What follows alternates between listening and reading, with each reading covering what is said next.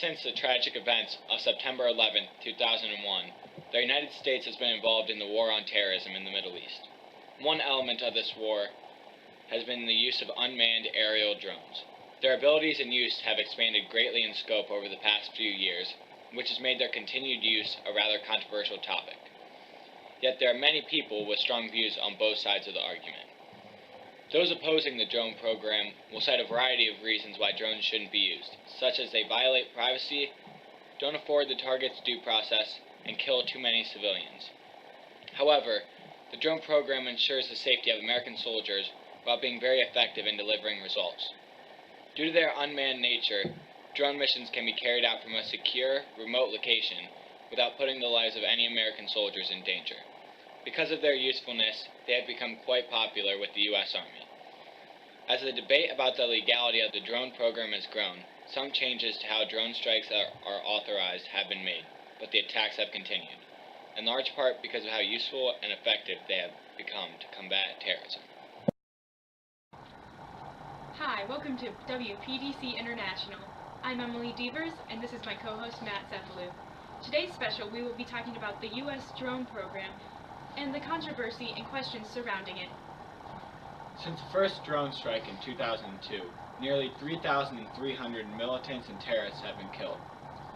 The majority of these strikes have occurred under the Obama administration, and as their usage increased significantly, so has the controversy regarding their morality and legality. Despite all this controversy, many people would say that the benefits of the drone program greatly outweigh the negatives. That's definitely true, Emily. Did you know that they have a death ratio of 1 civilian to every 3 militants? 1 to 3? Well, how does that compare to the other attacks used? Well, actually, that's the best out of all the aerial attacks the U.S. is currently using in their counterterrorism effort.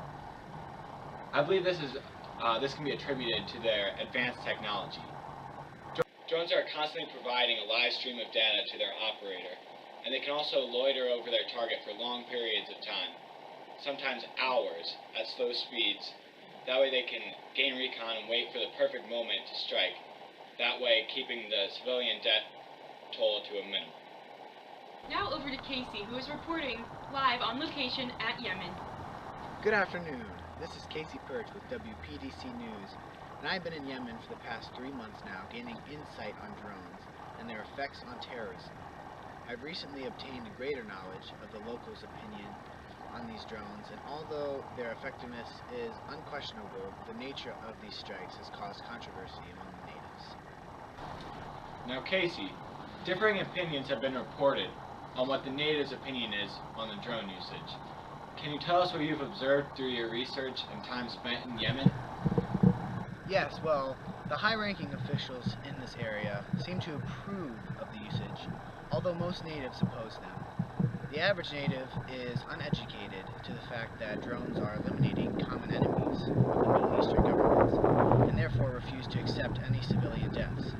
On the other hand, the governments of the countries support these attacks, but don't announce this support because it could anger the citizens whose loved ones have been killed. So do you believe that these drone strikes have caused the locals to join terrorist or U.S. hate groups?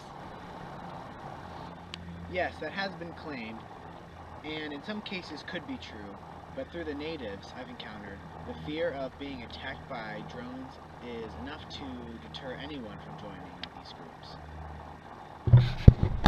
That's certainly added to our discussion. Thank you very much, Casey.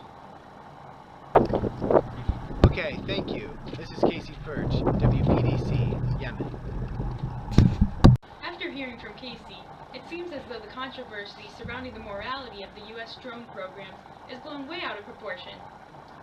I definitely agree. Plus, there's other major benefits to drone usage. Yes, and the most significant benefit would definitely be that the U.S. troops are taken off the front lines. Yes, even in the worst case scenario of a drone operation is that the drone would be shot down. When this occurs, the operator is thousands of miles away, and no U.S. life is put in any harm.